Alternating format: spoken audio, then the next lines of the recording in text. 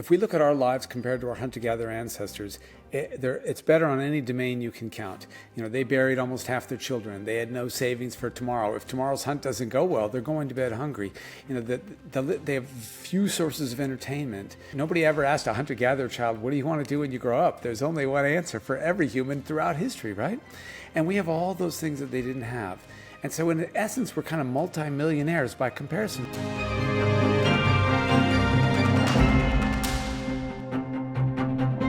Welcome to Thinkers on Times Radio. You know now what we do. We try and have long-form conversation on big ideas with people who know what they're talking about. Today on Thinkers, we'll be talking about this question of, are we really connected? How connected are we? And that tension between a world where we're constantly thrown together and also a world where we're constantly driven apart. The two impulses of modernity, pushing and pulling. And there's one person who's better qualified than most to talk to us about it. It's William von Hippel. He has got a book called The Social Paradox, where he considers our deepest evolutionary drives and that question of how that relates to connection and autonomy. William von Hippel's book is called The Social Paradox, and he joins us now. Bill, you're in Australia. I'm in London, so it's good morning from here and good evening to you. It is indeed. Nice to see you. Tell us about this paradox then, because I think probably people intuitively feel something here, that the world that we now live in, the world that has changed beyond recognition since the arrival of social media, it feels like we are closer together and further apart. And that's the paradox, I suppose, at the heart of what you're saying. Yeah, that's right. So we live in this world where our two most important needs, our need to connect and our need for autonomy, are at loggerheads with each other. And for our ancestors, they found that a balance between those two needs that's quite different from the balance that we find today. And so, as you say, sometimes we feel like everybody's at our doorstep or at our fingertips because of social media, because we live in big cities. But on the other hand, technology has also had the opposite effect, whereby we live lives that are more disconnected, we spend more time alone. So technology has this funny impact where it allows us to connect with each other, but it also drives us apart at the same time. I'm interested because I know you're a great writer and think about evolution. But evolution is a process by which sort of nature, over time, changes things, and yet the modern world is all about artificial effects. And so, does evolution, even as a concept, work in a world where we're not just being placed in an environment and slowly adapting and changing? The environment is almost entirely controlled by technology now. Yeah, so it's a funny way, it's a funny balance that we strike. So on the one hand, we evolved to be cultural animals. What makes humans so amazing is not just the trillion connections we have in our own brain, which are pretty remarkable. Our brains can do amazing things. But imagine you were stuck alone on an island or dropped alone in a forest. You wouldn't feel really confident about your chances, right? But what makes our brains amazing is that we're cultural animals who can connect to each other, who can learn from each other's experience, who can ratchet our culture forward generation by generation to know new things. And so if I told you that you were going to be dropped with 50 of your closest friends or even people you don't know into the forest, suddenly you go, oh, that's a different proposition. Rather than being somebody's dinner within 12 hours, we would rise to the top of the food chain. And so on the one hand, we evolved to be these cultural animals, to use culture. But on the other hand, culture is now moving so fast compared to our evolutionary forces that we create these mismatches where our evolved proclivities don't fit the world that we live in now. And in fact, if we were to evolve in the world that we live in now, we would be very different beings, at least psychologically. And is that possible? Could that happen? We live in a world where we all have giant thumbs because we scroll the whole time, or our dopamine receptors are different, or whatever. Because if we live in a world where we're entirely motivated by scrolling and electronic impulses, we would look and think differently. If we evolve now, we would, but evolution doesn't work in that way, right? Because reproduction is the currency of evolution. And so in order for us to get big thumbs or to have scrolling eyes or something, the phone users would have to have more kids than the non-phone users and their thumb, And so what happens is we adapt culturally.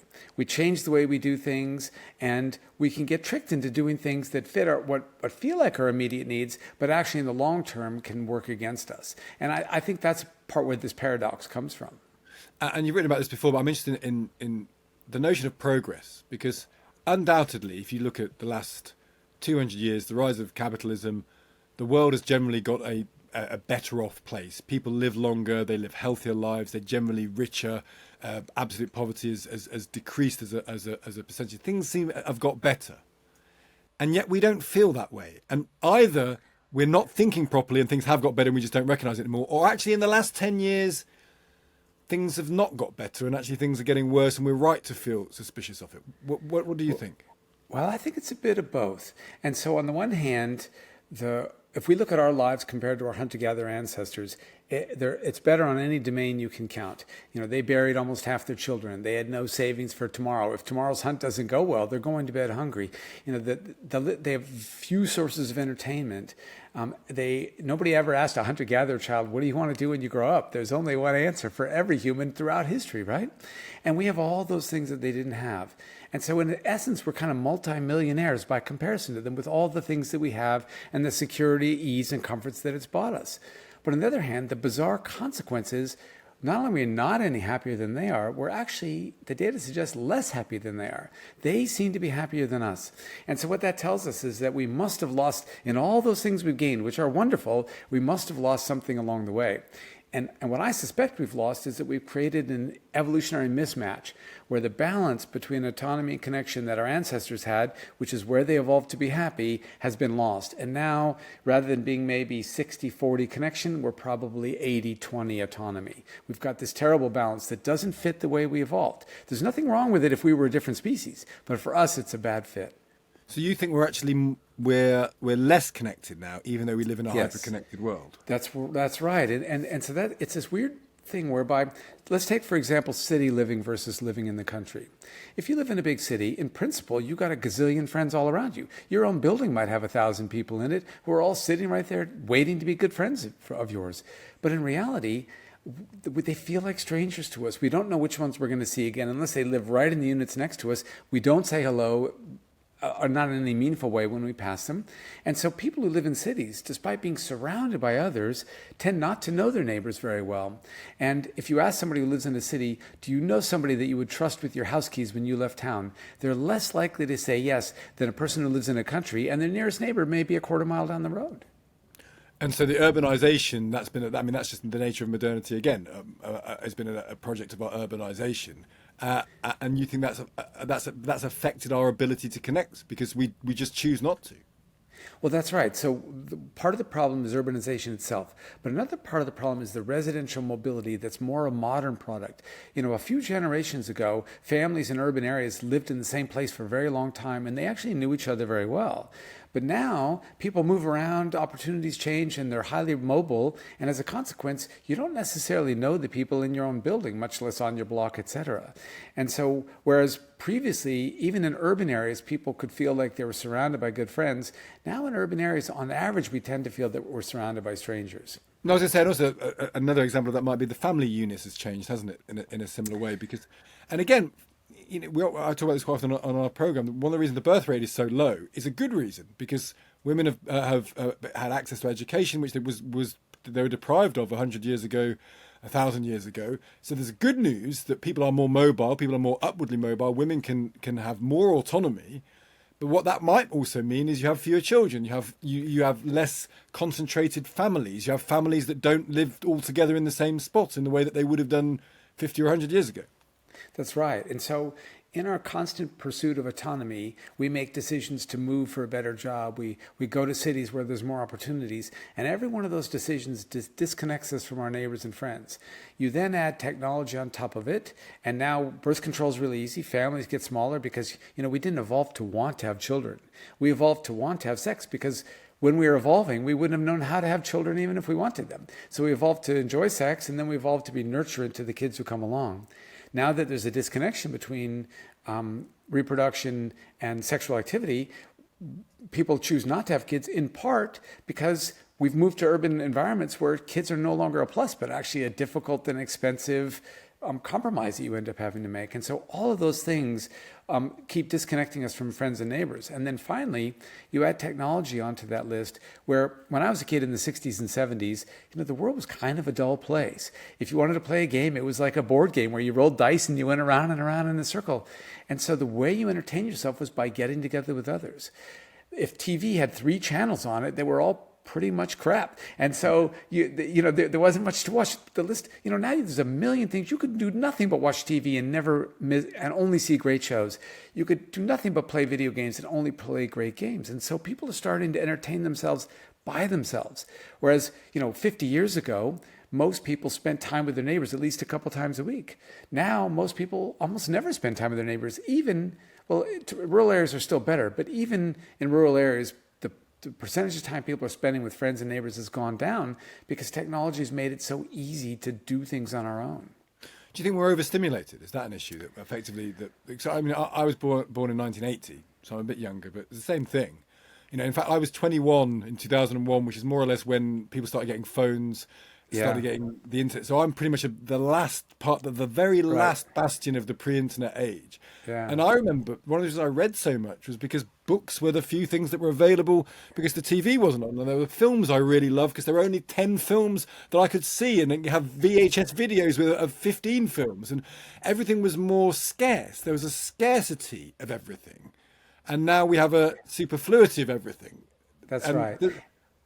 But shouldn't that make us... Yeah, that does make us happy. Yeah, so here's the thing.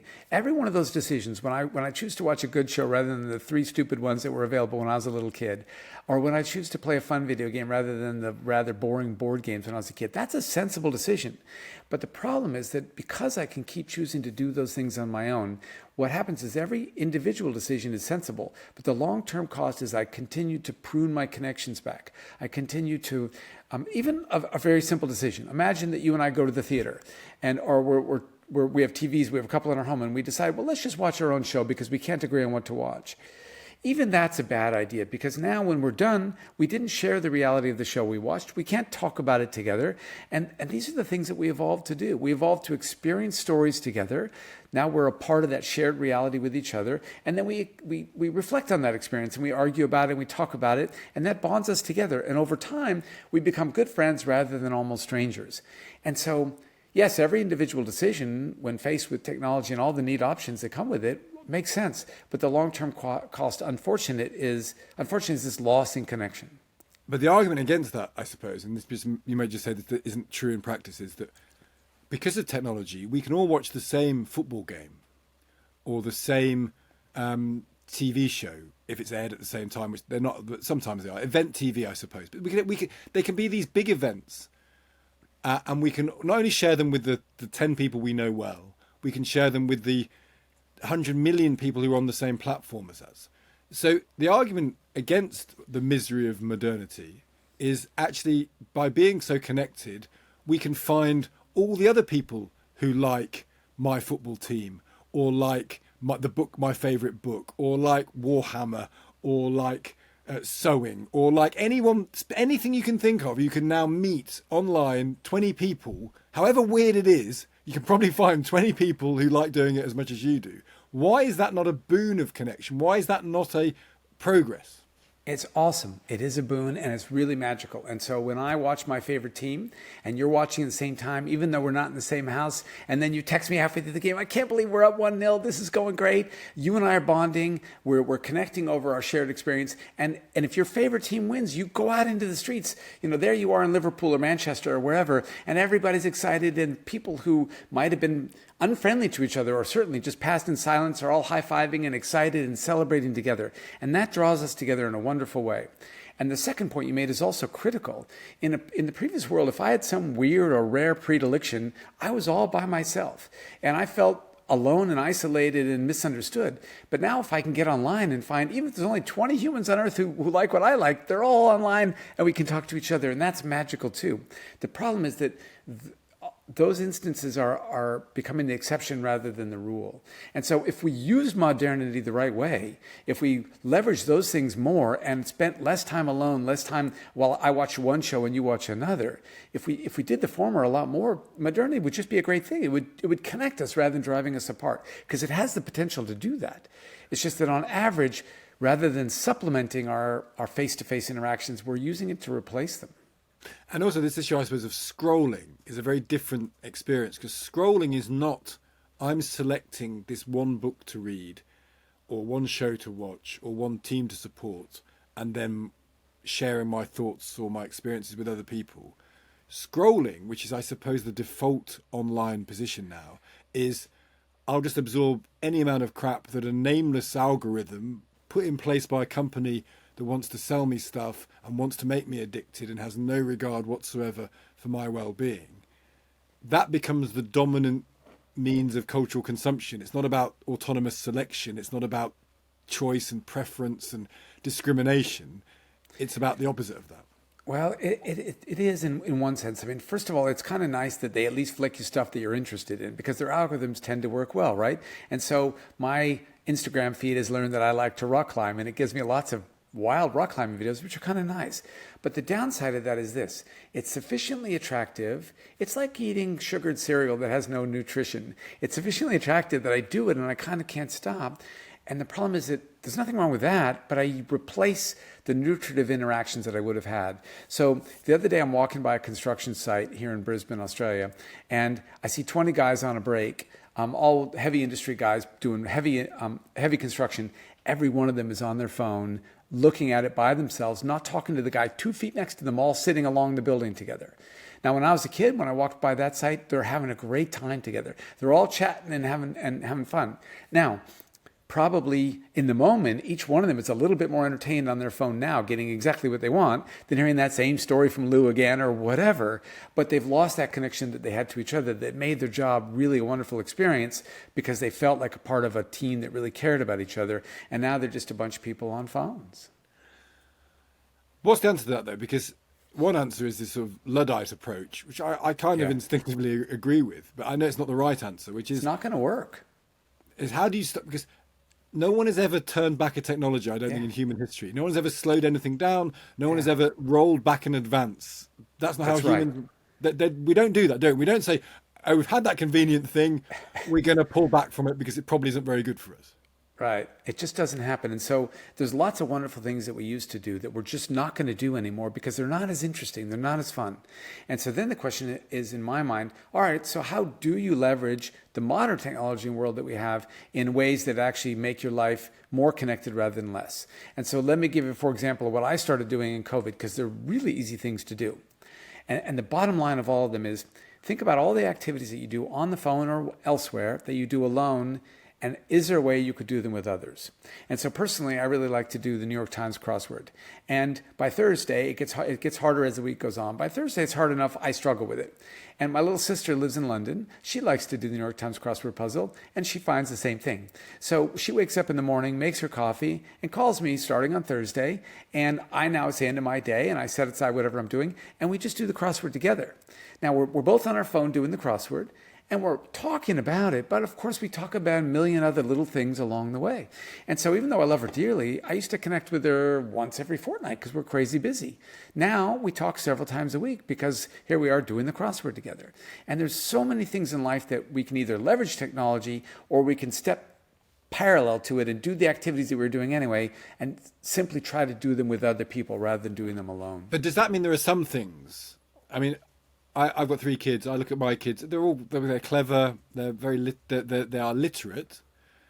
They don't love books like I love books because they've got a minute. And so I guess the question I'm saying is, do we just have to stop clinging to some things that I think books are really important? I think books are the greatest thing that's ever been invented. But maybe phones are a better invention, actually, and maybe the wild variety of things that can be done. So people are just going to read less, aren't they, Bill? I mean, we might pretend they're not going to, and we might say to ourselves, "Oh, I'm sure they won't," but they are. People are just going to read that, and do we just have to accept that? I think we might have to accept that. And the question then becomes, our ancestors told stories, and it was one of the most important things that they did because that's the way they passed on cultural knowledge. And then rather than become oral traditions around the campfires, they became written down in books. And that's a wonderful thing, but it's kind of a modern invention too. It's only since Gutenberg that books are widely accessible. And it's only in the last 100 years that enough of humanity was literate that books actually became something that people in general could read and discuss. And so it may be that, I love books too, but it may be that there's just a brief window in time that they're going to come and go like a slide rule or some of these devices that we just don't need anymore. And storytelling will morph into something else, and it might be some sort of video form.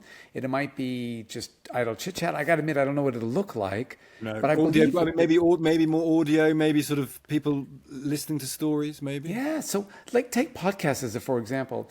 I thought when the internet came along, that form of storytelling would just disappear. Why would somebody want to listen to two people chatting? But of course, I was wrong about that. Two people chatting is really basic for humans. We love to listen to those kind of conversations. And so even though, like, compare them to a TED Talk. TED Talks are only 15 minutes long, and they're hard to finish.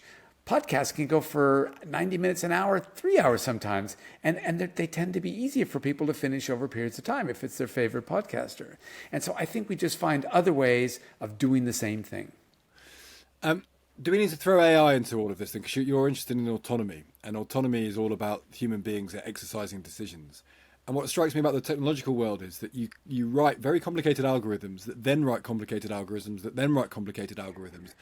And actually, the human supervising brain, this already happens, I guess. People are no longer in control over their own technology because there's not one person thinking about it. The computer itself is in control. Is that a threat, or is that a boon in your view? I think my guess is that it's going to be a threat in the sense that it'll turn up the volume on all the bad things about humans, because of course it's based on our knowledge. It doesn't invent its own knowledge, at least not yet. And so the current forms of AI that all exist are gathering human knowledge, and then that means they have all the human foibles that we have.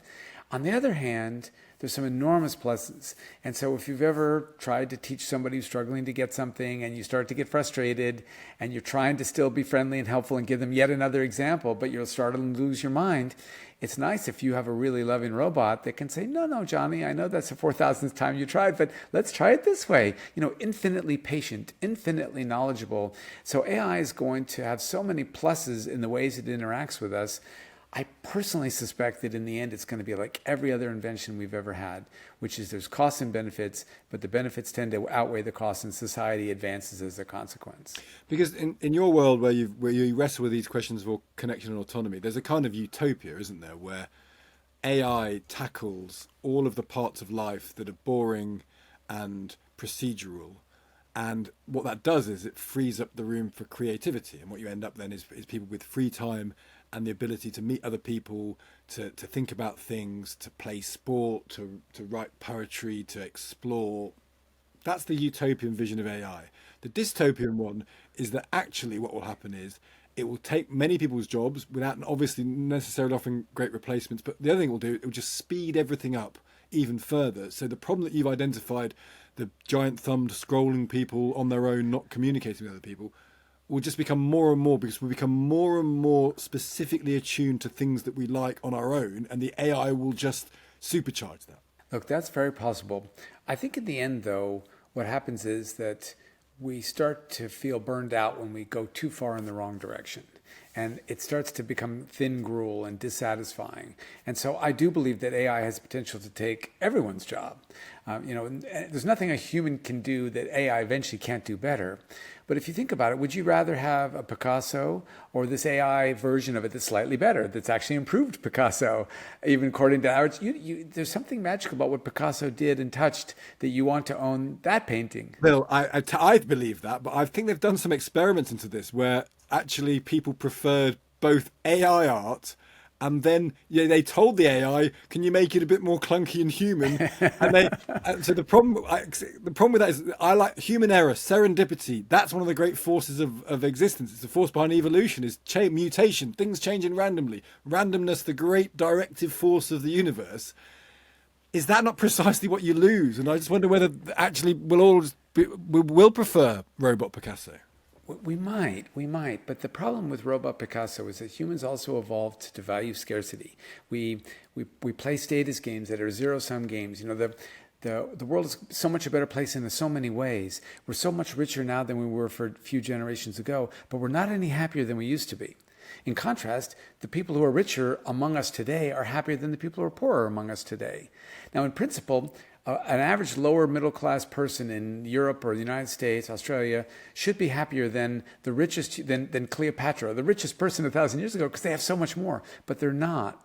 And what that's telling us is how do we know that, though, Bill? Because you've said that. I'm interested in that. How do we know how happy someone is now versus how happy 50 years ago? Well, we can't know about Cleopatra, but what we do have is really good data from the United States and less so from Europe, not as far back, where they started collecting random samples of Americans starting in the 40s and asking about their life satisfaction, and then asking that same question every year for 70, 80 years. In Europe, it started a little bit later, but they've been doing the same thing.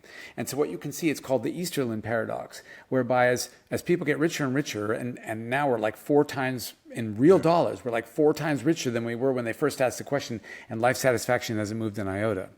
Whereas in contrast, if you ask a rich person today how happy they are and a poor person today, huge, sizable differences. So we've not got less happy, we've just stayed the same. Stayed the same. But we do seem to be less happy than hunter-gatherers. So modernity, once we're in the 1940s and 50s, we're not super happy. Now, in some ways, things are getting worse. Loneliness, things like that are going up. And so even as our lives are getting better, there's countervailing forces. But the bigger question also is, look at our hunter-gatherer ancestors who, if anything, the data suggests are happier than we are, and they had nothing and we have everything. And that's over a much bigger time frame. And legislating for happiness is notoriously difficult. How do you make people happy? And particularly, I suppose that you talk about loneliness. I wonder whether the other issue that comes with a connected world is emulation. The idea that you see a false vision of other people projected on their social media feeds, and therefore you feel your own life is less valuable. Yeah. And previously, we could only compare ourselves to those we saw. We could close the door on the world, and once we closed the door on the world was outside and we were inside, and that's gone. But is there something in the fact that everyone lies on social media, and yet everyone believes the best of other people's lives? I don't know how you fix any of these problems, Bill, because there's something about human nature where we look at that and think, well, they're happy, they're winning at everything, they're super successful. Why am I so useless? And I don't know how you fix that. It's super hard to fix. The one good news is you actually can, when it comes to minors, legislate these things. And so, for example, in Australia, starting in January or December of later this year, it'll be illegal for minors to be on social media. In the United States, there's 9 different states that have laws in the books already enacted or going to be enacted where their parents will have to give permission for them to set up a social media account if they're minors. And the problem there is that as an adult, I can choose to check out or not. But as a kid, if everybody else is on social media, I have to be, or I miss out on all the social planning and things that happen. And so you really, in a case like that, need to enact it society-wide so that kids can set their phones aside. Like, for example, many schools now require you have to give your phone in when you arrive and you can't get it till you leave. That helps a lot. But does it though? Because the fear about that is, because we have that debate in this country as well, which is that the more you ban stuff, you then create a cliff edge. So you have these kids who don't have much access to stuff, and then at 16 or 18 they start. And you see this in America with drinking. They delay drinking until 21, and then people suddenly lose their minds when they're able to drink. Yeah. And there's a slight fear that there's probably no entirely correct answer. I guess the issue, Bill, is that are we still all sleepwalking? You write books like this and you talk about this stuff, and I think you're contributing to a discourse that's pretty widespread. It's pretty valent. I think you're making a case that people want to hear. And yet the most powerful people in the world are social media platform owners. They're tech people. And they do not care about your well-being, my children's well-being. They care about money, and they care about addiction in the sense they want to foster it. And all the legislators in the world are less powerful than the tech people. And I just wonder whether that's a cause to be pessimistic rather than optimistic. Well, it's good reason to be pessimistic, and I could be being foolish here, but I remember in the 1960s when my father, who was a chest surgeon, would put a sign in his office saying, "Thank you for not smoking," and people were outraged that they had to put their cigarette out before they walked into the surgeon's office in order to get surgery, right? And yet, look how much it's changed since then, because we now are appalled where we get these memos from cigarette companies and they talk about how can we get people addicted and all these things, and they make movies about it, and most people don't smoke anymore, at least in the developed world, right? And so I think that we're going to see the same wins with social media. They're going to have to start policing themselves. I think that they're able to see what's happening. And what's part of that process that's already underway is that it turns out that when you talk to the top tech people, they don't let their kids on these platforms. And so then you ask yourself, okay, then why should my kid be on this platform? And I think we have the potential to make the same kind of progress that we made with cigarettes, which are just as addictive as, Instagram or something like that. Just finally, Bill, before I let you go, you're an evolutionary thinker, so you deal with very long time spans. And I suppose one of the things of predicting into the future is that time has speeded up so much. You know, that change is so fast now. And can you even imagine what we'll be like in 100 years' time as human beings? Can you imagine what will drive us, what will make us peaceful, what will enable us to cohabit in a planet that might be super hot, or it might be, you know, I mean, maybe you just can't. Maybe you can't. Maybe the future is too cloudy for you to say how things will end up. Well, the beauty is that I won't be here to be proven wrong. And No, so I'm yes, totally go for happy. your life then, Yeah, exactly. So I'm totally happy to prognosticate. And I think that actually my vision of the future is a very positive one. There's a dystopian possibilities, and they could always, any bomb starting, the whole process could go awry. But the way I see things happening is, yes, the world's warming, but what that means is it frees up more land than it loses. Because right now we've got all this land in the northern hemisphere that's basically under ice and can't be used, and it'll start to become accessible. That happens simultaneous with the population starts to decline later this century. It's going to peak, depending on your models, somewhere between 2060 and 2090, and then it's going to start going down possibly permanently. Probably not, probably a long sine wave forever, but where the human pressure on the planet will go down. Simultaneously, right now, immigrants are constantly trying to get out of poor countries into rich ones, and rich ones are putting up all these horrible, sometimes nasty, sometimes nice, but basically trying to keep you out. And that's going to change too. Rather than trying to keep people out, we're going to be trying to lottery to get them to come in, because We need the young birth rate. people to do stuff. Yeah, we need people to do stuff, and the birth rate's going down so much. In every rich country on earth, there's not a single industrialized country that's replacing its population via its own native population having babies. It's always happening via immigration. And so all sorts of horrible things that exist right now are going to be gone. We're also likely to be in a world in 100 years where energy is functionally free, and where, as you said earlier, AI can do most people's jobs, and so you won't have to work. And I think lots of people like to work, and they'll probably choose to do some form of work, but lots and lots of people don't. And so now they'll have the choice of just basically living the kind of life of leisure that you were discussing, doing sport, doing art, hanging out and chatting. And actually, weird though that sounds, that's kind of what hunter-gatherer lives are like. Immediate return hunter-gatherers, they get their meal, and then they spend the rest of the day chatting and enjoying each other's company. I hope you're right. Because and also presuming that there's an argument, the technologists believe that climate change will be manageable because of technology that we don't fully understand. Exactly. Yeah, I believe so too. Well, listen, Bill, let's leave it there. I won't offer a single cynical thought there, because we don't often end up with such a positive position as all that. Well, a pleasure talking to you. Thank you so much for joining us today. Thanks for having me.